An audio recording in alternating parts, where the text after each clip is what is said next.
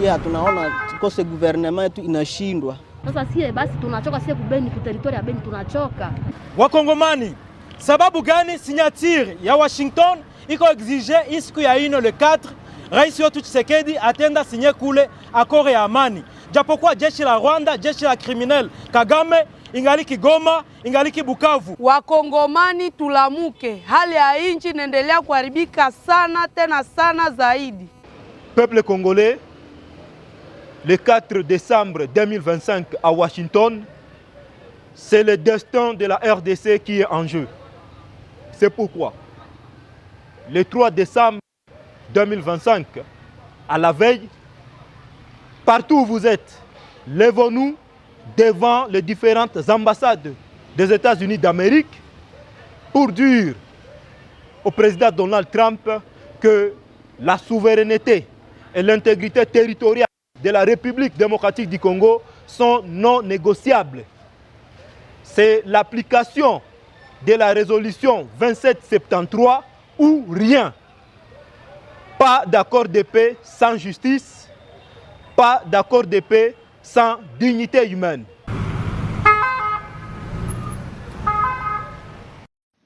Chers compatriotes, mesdames et messieurs, chers jeunes, je vous salue au nom de toute ma délégation et mon épouse ainsi qu'en mon nom personnel. Je vous remercie, avant toute chose en tout cas, merci beaucoup pour votre mobilisation. Vous êtes pour certains venus de loin, des pays voisins. Ça me fait vraiment chaud au cœur que vous soyez mobilisés autant et que vous ayez manifesté ce soutien envers ma personne. C'est la preuve que ce que je fais pour vous, que je rends comme service à la nation, votre pays, c'est la preuve que vous le soutenez. Et ce que je vais vous demander, c'est vraiment de continuer à me soutenir, parce que c'est ça qui me rend fort. Fort face à tous les défis que nous avons et que vous connaissez. À commencer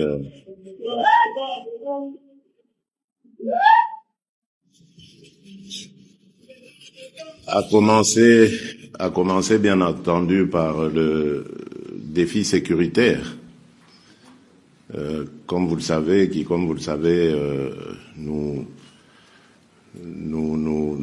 oppose à un de nos voisins belliqueux depuis 2022, mais en réalité depuis plus longtemps. Mais c'est depuis 2022 qu'il a vraiment manifesté ses réelles intentions, qui ont été depuis près de 30 ans de déstabiliser l'Est de la République démocratique du Congo, afin qu'il n'y ait pas du tout d'autorité de l'État dans cette partie du pays, pour lui permettre à ce voisin donc de continuer à piller tranquillement et à développer son économie. Et comme vous le savez, nous sommes à la croisée des chemins. Nous sommes en train d'aller tout doucement, mais sûrement, vers la fin de ces horreurs, des horreurs qui ont entraîné des millions de victimes dans notre pays. C'est pour ça que nous parlons aujourd'hui haut et fort d'un génocide congolais, un génocide que la communauté internationale a ignoré pour des raisons évidentes, parce qu'évidemment ce voisin belliqueux travaillait avec le soutien de certaines puissances. Il travaillait à piller nos ressources et à servir les industries de haute technologie de ces pays-là.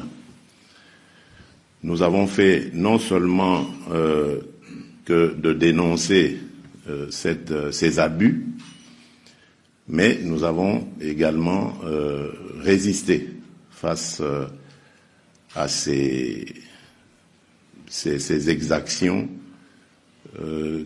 continues de la part de ce voisin. Et je peux vous le dire avec assurance que le mal était profond. Le mal, quand je dis profond, c'est-à-dire il avait miné nos institutions. Cette guerre, si elle a duré aussi longtemps, c'est parce qu'elle prend ses racines dans notre pays, dans nos institutions. Donc ce que nous faisons est vraiment un véritable déboulonnage. Nous sommes non seulement en train de mettre en sécurité, définitivement d'ailleurs, je l'espère, nos compatriotes de l'Est qui ont payé un lourd tribut à cela, mais nous sommes aussi en même temps en train de mettre fin à cette infiltration dont nous avons été victimes pendant près de 30 ans maintenant. Car comme vous le savez, c'est depuis le génocide rwandais que le mal s'est invité chez nous. La communauté internationale avait demandé à ce que le Zaïre de l'époque ouvre ses frontières à ce peuple meurtri et à ces populations qui fouillaient le génocide.